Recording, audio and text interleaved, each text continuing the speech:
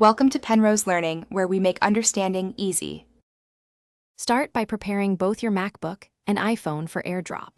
Turn on Bluetooth and Wi-Fi on both devices and disable personal hotspot on the iPhone.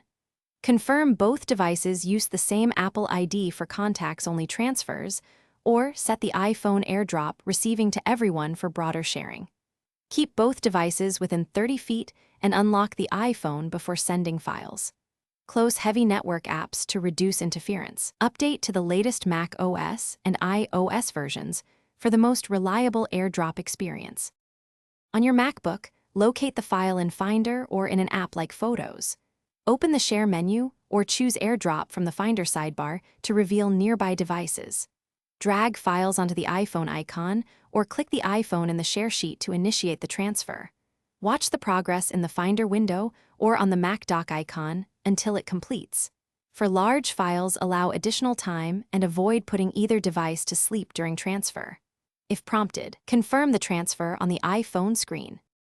When a transfer starts, look for the AirDrop alert on the unlocked iPhone and tap Accept. The file opens in the suggested app or saves to the appropriate location automatically.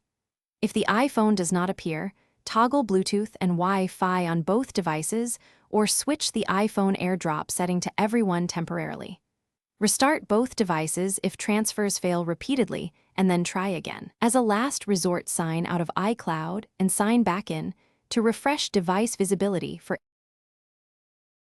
Thanks for watching. If this was helpful, leave a like and consider subscribing. See you next time.